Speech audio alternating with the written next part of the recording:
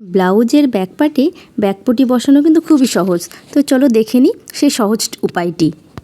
তো দেখো এখানে আমরা প্রথমেই পটি কেটে কিন্তু ডাইরেক্ট বসিয়ে দিয়ে তারপরে কিন্তু সেলাই করি, কিন্তু না, এখানে দেখো আমি পটিটা কিন্তু আলাদাভাবে একটু মুড়িয়ে নিচ্ছি।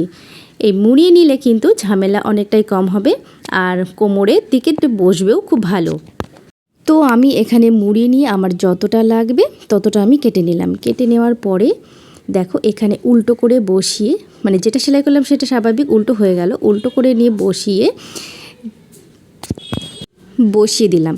আর ঠিক যেখানে যেখানে ব্যাক পার্টের টেকিন দেওয়া আছে 5 ইঞ্চি করে, সেখানে কিন্তু আমি আর একটা করে টেকিন দেবো। এই যে টেকিনটা আছে সেখানে আমি আর একটা ছোট্ট একটা পুটিতে টেকিন দিলাম।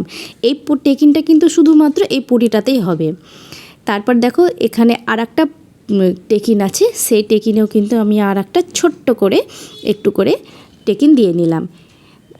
টেকিন দেওয়ানোর পরে সেলাইটা কমপ্লিট করে নেওয়ার পরে এবার এটাকে উল্টিয়ে একটা চাপ দিয়ে নেব। চাপ দিলেই হয়ে যাবে রেডি আমাদের ব্যাকপার্টের পটি। তো ভিডিওটা দেখে যদি তোমরা এইভাবে করো তাহলে কিন্তু দেখবে অনেকটাই সুবিধা হচ্ছে বসানো। আমরা তো করি, প্রথমে আমরা পটি বসাই তারপরে আবার সেটিকে সেলাই করতে হয়। এতে কি হয়, অনেক সময়তে কিন্তু পটিটাও টেরে বেঁকে যায়। তো এইটা সেক্ষেত্রে সেই জিনিস হবে না, তো চারিদিক সমান থাকবে। তো এই ছোট্ট ভিডিওটা আমার কেমন লাগলো অবশ্যই কিন্তু বলতে ভুলবে না। আর এর পরের ভিডিও কিন্তু আমি খুব তাড়াতাড়ি নিয়ে আসছি। আর যারা যারা দেখলে আমার এই ভিডিওটা অবশ্যই আমার চ্যানেলটাকে সাবস্ক্রাইব করো। আর এই রকমই অনেক ছোট বড় ভিডিও কিন্তু আমি এই চ্যানেল দিয়ে থাকি।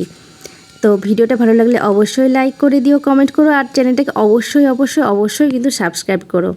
তো এখানেই শেষ করছি, আর দেখা হচ্ছে পরের ভিডিওতে। ততক্ষণের জন্য টাটা।